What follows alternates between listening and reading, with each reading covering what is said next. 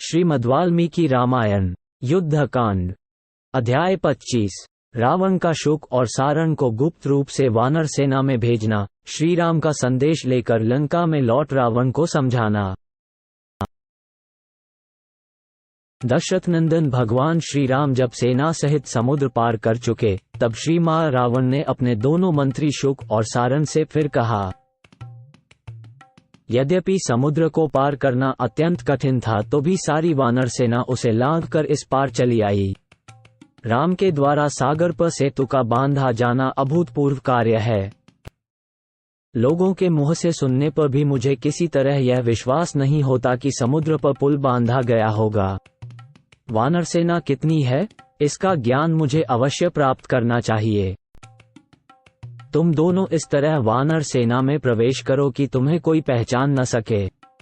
वहां जाकर यह पता लगाओ कि वानरों की संख्या कितनी है, उनकी शक्ति कैसी है, उनमें मुख्य मुख्य वानर कौन कौन से हैं, श्रीराम और सुग्रीव के मनोनुकूल मंत्री कौन कौन हैं, कौन कौन शूरवीर वानर सेना के आगे रहते हैं, अगाध जलराशि से भरे हुए समुद्र में वो पुल किस तरह बांधा गया, महामनस्वी वानरों की छावनी कैसे पड़ी है, श्रीराम और वीर लक्ष्मण का निश्चय क्या है, वे क्या करना चाहते हैं, उनके बल पराक्रम कैसे हैं, उन दोनों के पास कौन कौन से अस्त्र शस्त्र हैं, और उन महामना वानरों का प्रधान सेनापति कौन है। इन सब बातों की तुम लोग ठीक ठीक जानकारी प्राप्त करो और सबका यथार्थ ज्ञान हो जाने पर शीघ्र लौट आओ। ऐसा आदेश पाकर दोनों वीर राक्षस शुक और सारण वानर रूप धारण करके उस वानरी सेना में घुस गए। वानरों की वो सेना कितनी है, ये गिनना तो दूर रहा, मन से उसका अंदाजा लगाना भी असंभव था। उस अपार सेना को देखकर रोंगटे खड़े हो जाते थे। उस समय शुक और सारण किसी तरह भी उसकी गणना नहीं कर सके। वो सेना पर्वत के शिखरों पर, झरनों के आसपास, गुफाओं में, समुद्र के किनारे तथा वनों और उपवनों में भी फैली हुई थी।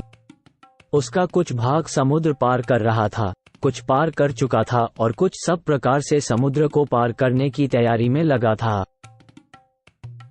भयंकर कोलाहल करने वाली वह विशाल सेना कुछ स्थानों पर छावनी डाल चुकी थी और कुछ जगहों पर डालती जा रही थी।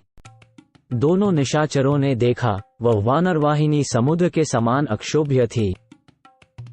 वानर वेश में छिपकर सेना का निरीक्षण करते हुए दोनों राक्षस शुक और सारण को महातेजस्वी विभीषण ने देखा, देखते ही पहचाना और उन दोनों को पकड़कर श्री रामचंद्र जी से कहा,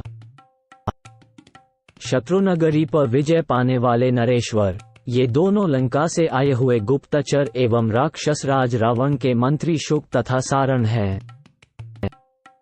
वे दोनों राक्षस श्री रामचंद्र जी को देखकर अत्यंत व्यथित हुए और जीवन से निराश हो गए। उन दोनों के मन में भय समा गया।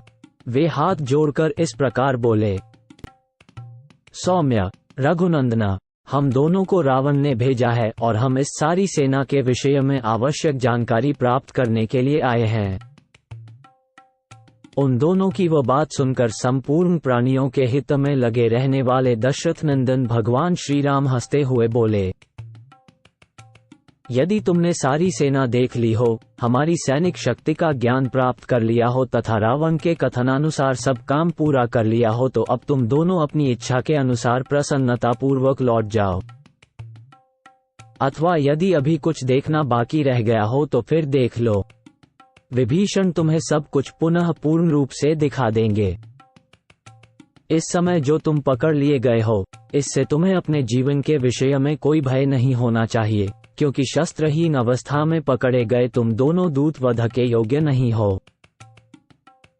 विभीषण, ये दोनों राक्षस रावण के गुप्तचर हैं और छिपकर यहाँ का भेद लेने के लिए आए हैं।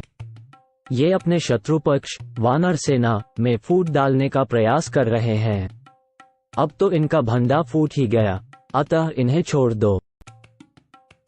शुक और सारण, जब तुम दोनों लंका में पहुंचो, तब कुबेर के छोटे भाई राक्षस राज रावण को मेरी ओर से ये संदेश सुना देना।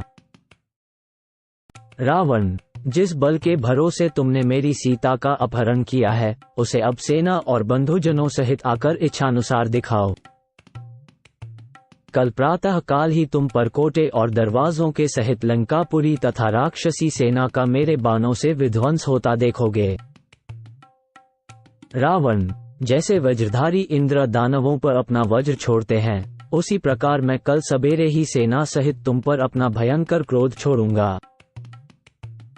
भगवान श्री राम का ये संदेश पाकर दोनों राक्षस शुक और सारंग धर्मवत्सल श्री रघुनाथ जी का आपकी जय हो, आप चिरंजीवी हों इत्यादि वचनों द्वारा अभिनंदन करके लंकापुरी में आकर राक्षस राज रावण से बोले, राक्षसेश्वर, हमें तो विभीषण ने वध करने के लिए पकड़ लिया था, किंतु जब अमित तेजस्वी धर्मात्मा श्री राम ने देखा तब हमें छुड़वा दिया। दशरथ नंदन श्री राम, श्री मां लक्ष्मण, विभीषण तथा महेंद्र तुल्य पराक्रमी महातेजस्वी सुग्रीव, ये चारों वीर लोकपालों के समान शौर्यशाली, दृढ़ पराक्रमी और अस्त्र शस्त्रों के ज्ञाता हैं। जहां ये चारों पुरुष प्रवर एक जगह एकत्र हो गए हैं, वहां विजय निश्चित है। और सब वानर अलग रहें तो भी ये चार ही परकोटे और दरवाजों के सहित सारी लंकापुरी को उखाड़कर फेंक सकते हैं। 28-30 श्री रामचंद्र जी का जैसा रूप है और जैसे उनके अस्त्र शस्त्र हैं, उनसे तो यही मालूम होता है कि वे अकेले ही सारी लंकापुरी का वध कर डालेंगे, भले ही वे बाकी 3 वीर भी बैठे ही रहें। महाराज, श्री राम, लक्ष्मण और सुग्रीव से सुरक्षित वह वानरों की सेना तो समस्त देवताओं और असुरों के लिए भी अत्यंत दुर्जय है। महामनस्वी वानर इस समय युद्ध करने के लिए उत्सुक हैं। उनकी सेना के सभी वीर योद्धा बड़े प्रसन्न हैं, अतः उनके साथ विरोध करने से आपको कोई लाभ नहीं होगा। इसलिए संधि कर लीजिए और श्री रामचंद्र जी की सेवा में सीता को लौटा दीजिए।